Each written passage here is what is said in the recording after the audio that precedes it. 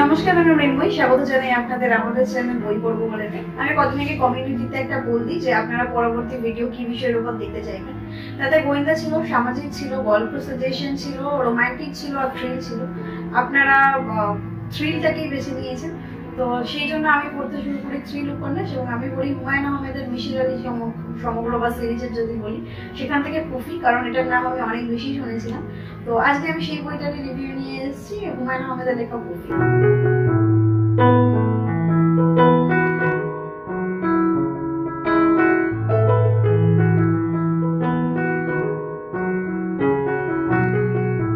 তো এই বইটা সম্পর্কে লেখক শুরুতেই বলে দিয়েছেন যে বইটা প্রাপ্তবয়স্কদের জন্য, অর্থাৎ 18 বছরের উপরে মানুষদের জন্য। মানে তুমি যদি 18 বছরের কম হো তবে এই ভিডিওটা স্কিপ করতে পারো, কারণ লেখক বলেছেন এটা 18 বছরের বেশি।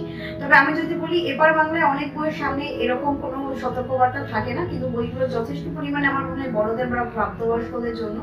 তো সেই বইগুলোর তুলনায় যদি আমি দেখি, তাহলে এতে সেরকম খুব এমন কিছু ইনফরমেশন আছে যেগুলো পড়তে পারবে না, সেরকম না।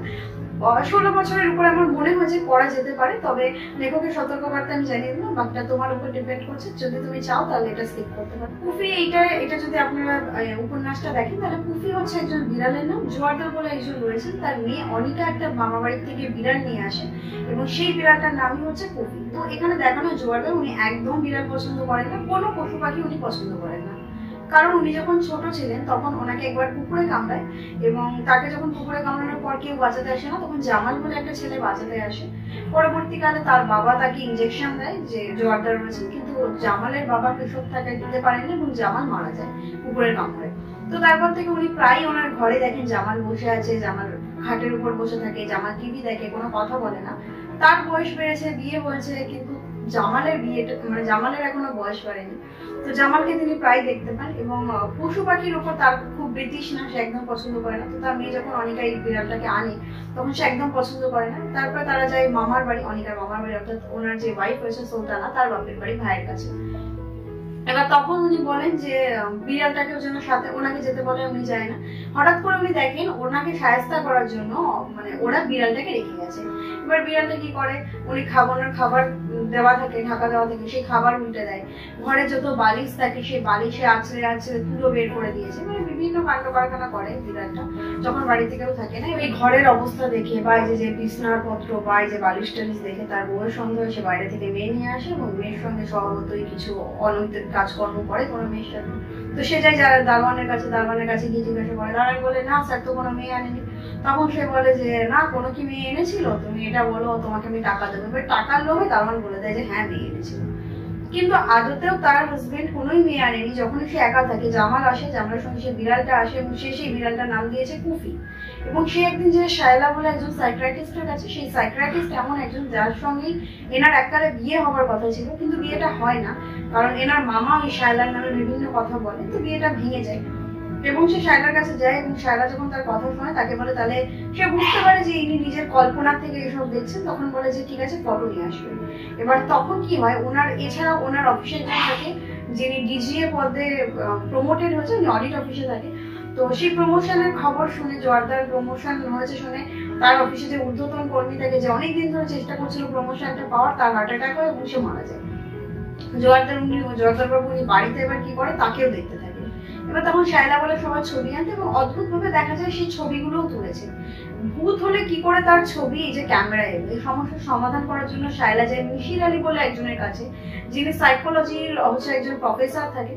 এবার তারা এটা কিভাবে সলভ করবে, এটা কি আসলে কি মানুষের মন গড়ন কোনো কাহিনী, নাকি ভূত প্রেত এগুলোর কিছু অস্তিত্ব আছে, কি হয় এই মূলত।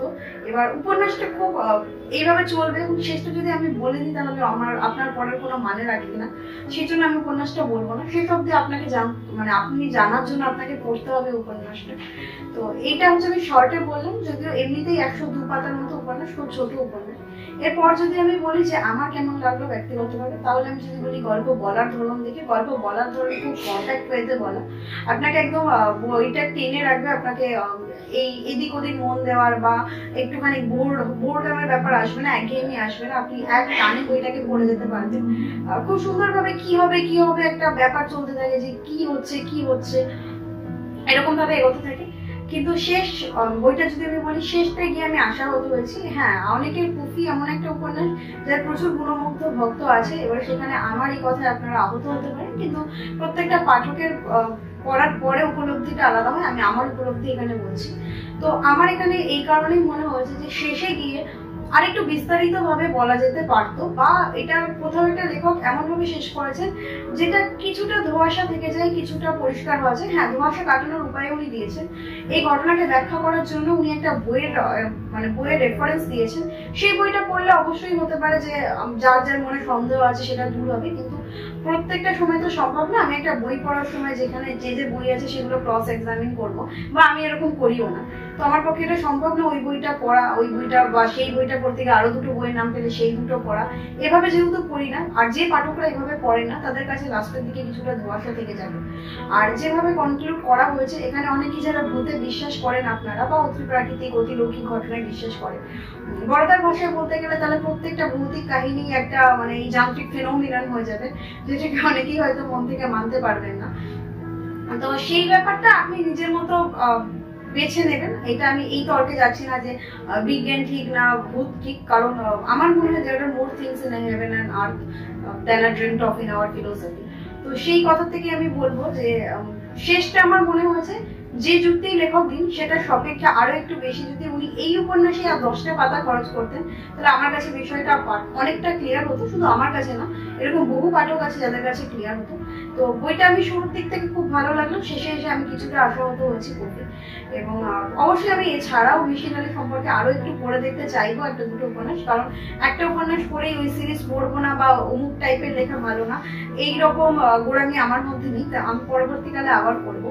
তো আপনারা যারা আমি এই পোস্টটা দেওয়ার পর আপনারা অনেকেই বলেছিলেন কফি সম্পর্কে বিভিন্ন কথা, এবং অনেকে রিভিউ চেয়েছিলেন। আমি সেই জন্য এনেছিলাম, কারণ পড়ার পরে আমি বুঝতে পারছিলাম না যে উপন্যাসটা এতটা বিখ্যাত উপন্যাস সেটা সম্পর্কে আমার অভিব্যক্তি জানানো ঠিক হবে কিনা, কিন্তু যেহেতু আপনারা চাইলেন তাই আমি দিলাম। তো আবারও বলবো, যারা প্রচন্ডভাবে সাইন্টিফিক এবং যারা এই ক্রস এক্সামিনের ব্যাপারটা করবেন বা ওই বইটা পড়েছেন তাদের কাছে ক্লিয়ার হবে, বাকিদের কাছে কিছুটা ধোঁয়াশা অবশ্যই থেকে যাবে। এবং প্রচন্ডভাবে সাইন্টিফিক হলে আপনার কাছে যে ধোঁয়াশা থাকবে না এটা না, সাইন্টিফিক হলেও আপনি প্যারাসাইকোলজি বা সাইকোলজি কতটা জানেন, প্যারাসাইকোলজি বলবো না, সাইকোলজি কতটা জানেন তার উপর নির্ভর করছে। তো এই ছিল আমার আজকের ভিডিও, হুমায়ুন আহমেদের লেখা কফি। তো অবশ্যই পড়ে দেখতে পারেন, যাদের বিশেষ করে সাইকোলজিক্যাল থ্রিল ভালো লাগে তারা পড়ে দেখতে পারেন, যাদের এমনি থ্রিল ভালো লাগে তারাও পড়ে দেখতে পারেন, কারণ সত্যি উপন্যাসটা শুরুর থেকে একদম থ্রিলিং। এই আজকের মতো এখানে শেষ করছি, দেখা হবে পরের দিন পরের কোনো ভিডিওতে। ততক্ষণ ভালো থাকেন, ভালো থাকবেন।